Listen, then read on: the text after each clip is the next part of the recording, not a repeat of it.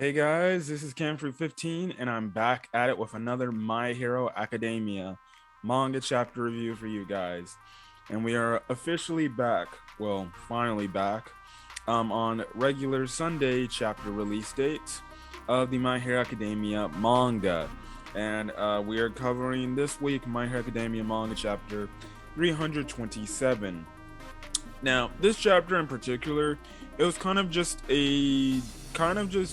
DL type of chapter with the standpoint of it just sets up Deku and All Might's, little talk they have in this episode, and Deku finally getting some rest for once. As well as essentially is hyping up I guess you can say the next part of this story. So I'm guessing you can say this would probably be the end of what I would say the post paranormal liberation army war arc. I guess you can say this is post arc or post war arc of that. So I think this is where you could probably put an end to this portion of the story of this arc, the aftermath portion of it, and we're going to be moving on to new territory now. So let's get into this week's chapter. So this week's chapter literally starts off with all the Class 1A boys getting into the bath and making sure to get Deku in the bath clearly the fastest in there. Like they're carrying him, they take off his clothes, they throw him up in there and stuff like that. Because it's funny because what is, I believe it was Kaminari that said Deku smells like, obviously he needs a bath and stuff like that in their fight, and everything, and they throw him in there and stuff like that. So yeah, it's funny content and things like that.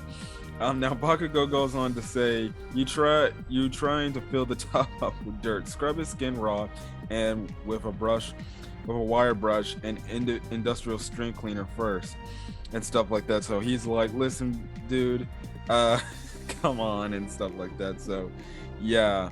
Now Tokoyami brings up the mention is like, wow, you apologize. It seems like nothing's changed, which we all know that nothing's changed.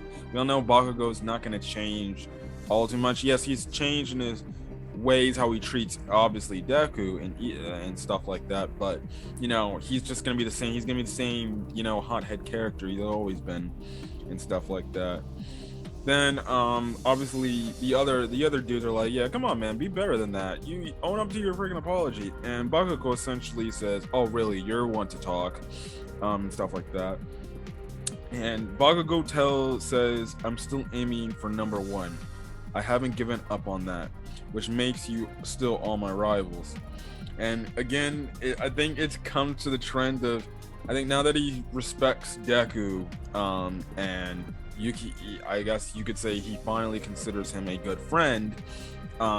He's not calling Deku really Deku. He's calling Deku by his real name, and that's Izuku. And I think the only time he's ever going to call Deku by that name is probably when they're out doing hero stuff, because technically that's Deku's hero's name, and stuff like that. But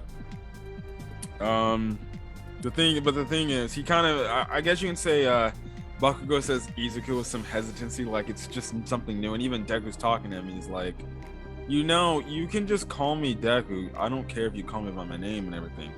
But obviously Bakugo's like, man, who gives a crap? I'm gonna call you what I want to call you and stuff like that. So, it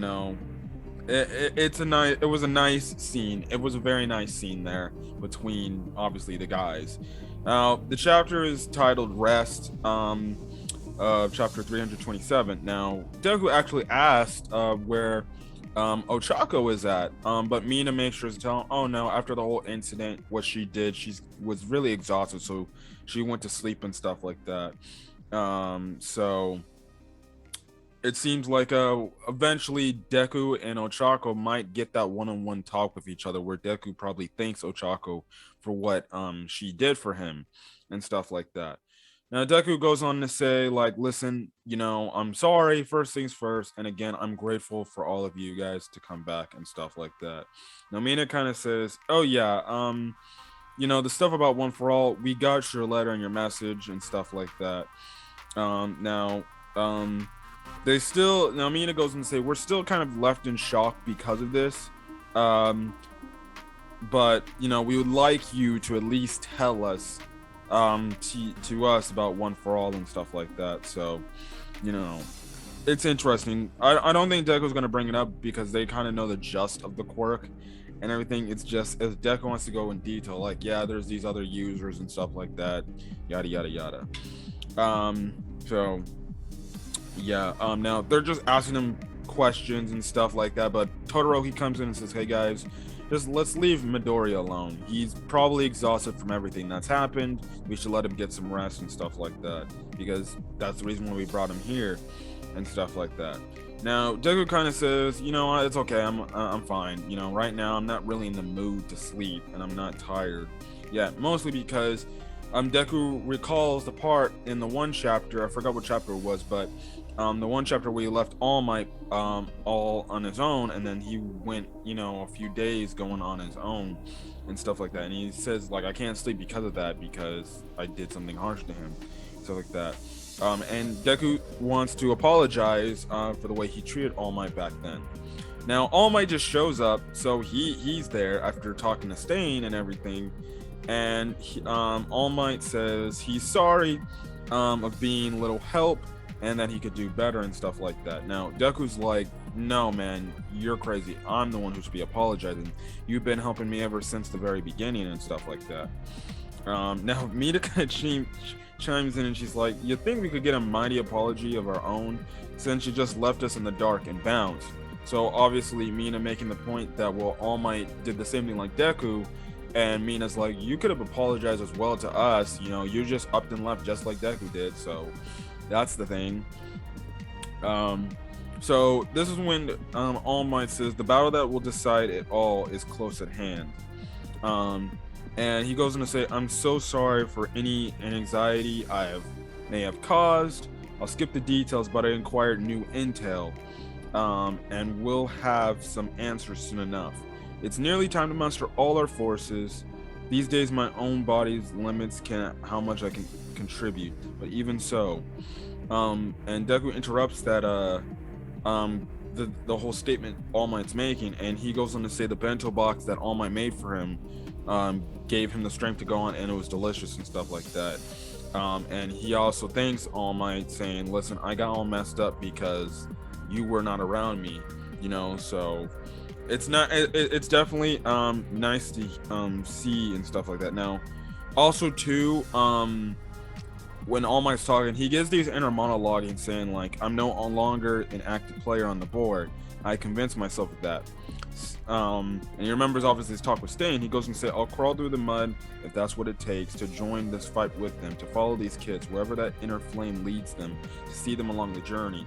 So clearly we see that All Might now sees, even though he might not be able to do much, he's gonna try to put as much effort into helping not only the students but the rest of whatever's left of Hero Society in terms of the pro heroes that are still left around, but do whatever he can to help. I really do like that.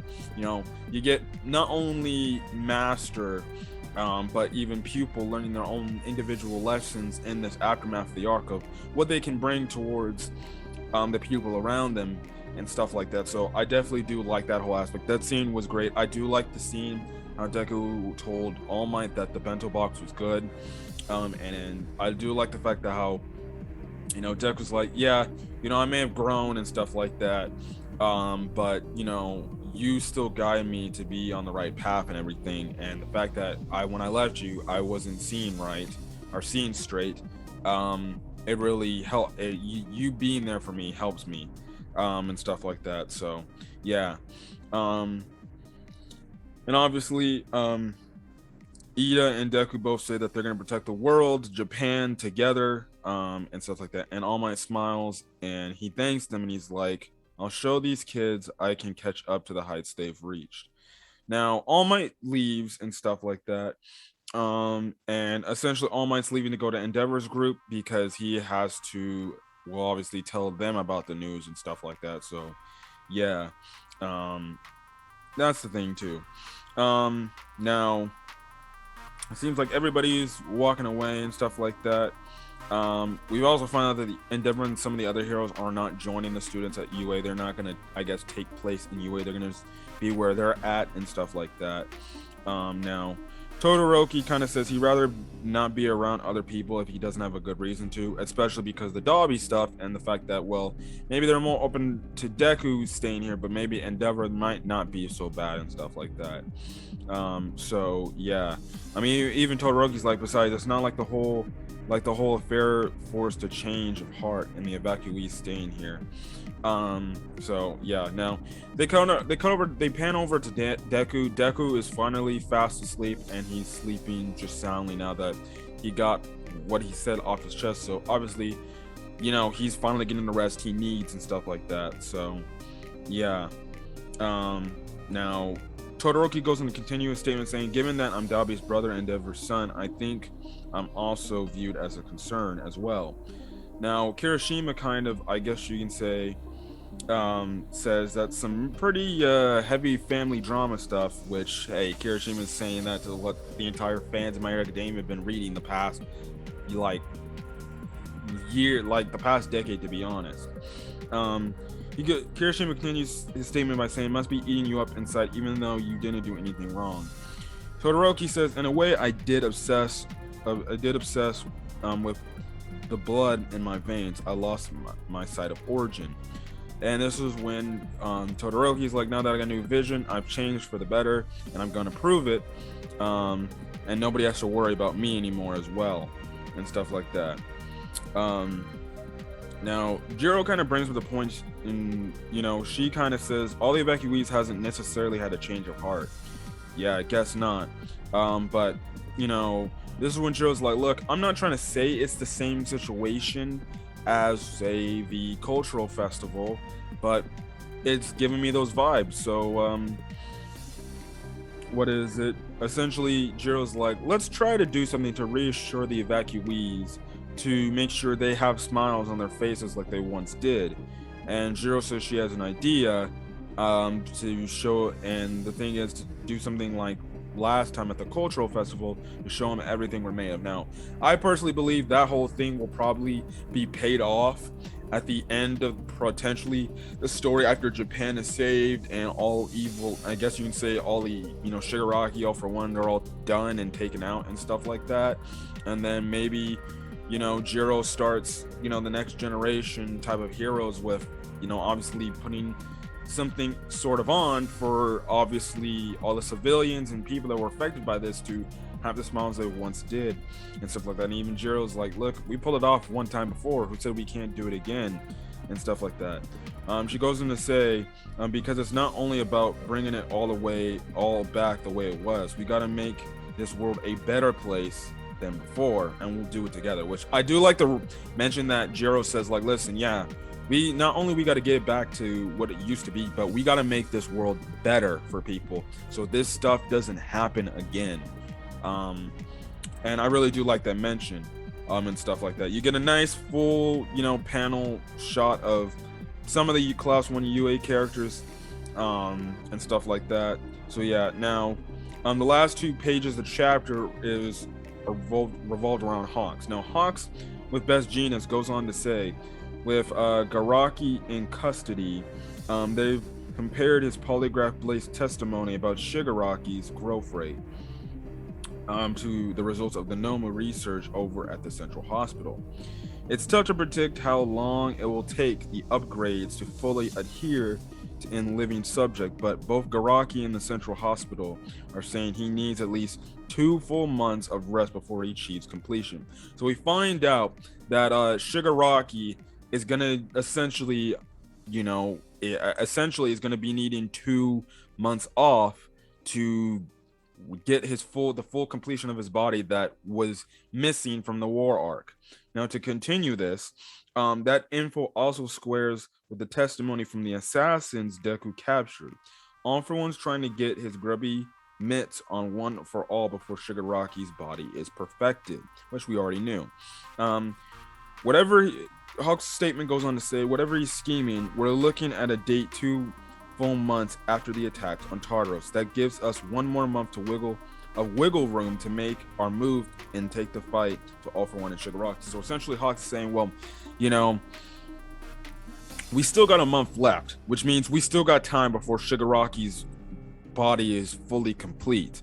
So that means in the meantime, we still have enough time to try to fight back, take the fight to them, and take them down before this happens. Now, honestly, the question is, will they be able to do that? I think that's. I think this time Shigaraki's full body will be fully complete.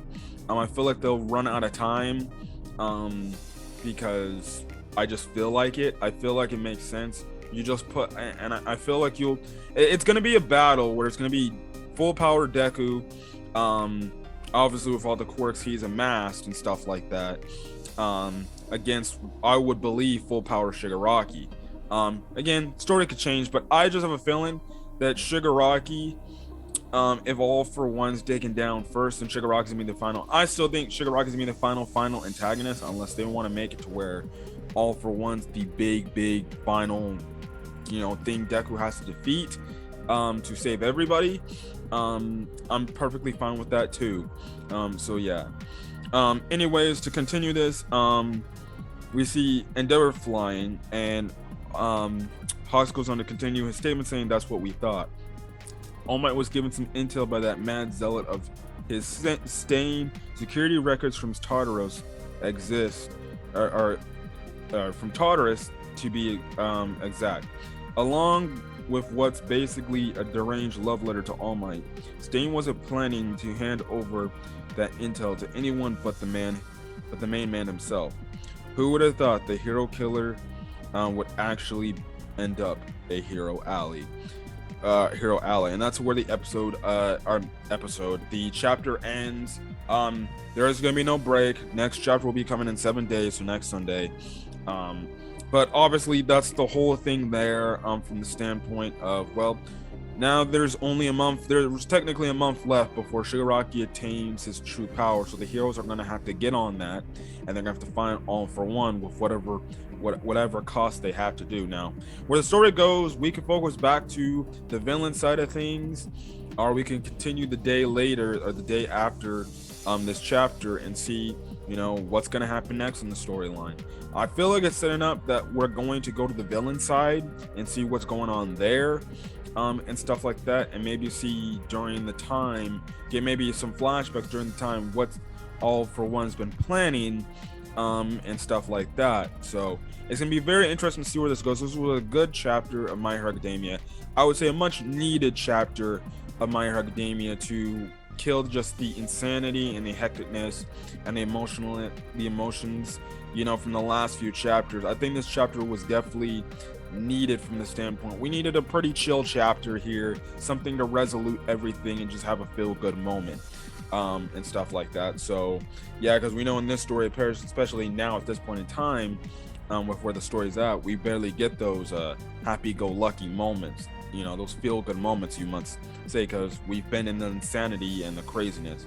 But other than that, guys, I'm gonna get out of here. Hopefully you guys have a great rest of your day or never checking out this video. So leave a like if you like the video. Put in the comment section your thoughts on this week's chapter of My Hero Academia and what you're predicting for the next chapter, as well as hit the subscribe button to get more My Hero Academia content, whether it's in the form of the manga or the anime whenever season 6 comes back. I will be doing a movie review with my co-host The Red Wolf of My Hero Academia World Mission, the third movie that comes out on October 29th. So look forward to that. As well as that, I'll also put a link but I'll put the video link in the outro of my video if you want to catch my thoughts and my co-host thoughts on the finale of season 5 and our hype levels for season 6 and stuff like that. But other than that, guys, I'm gonna go for. Hopefully you guys have a great rest of your day and check out this video. Until then, guys, see you guys later. Peace.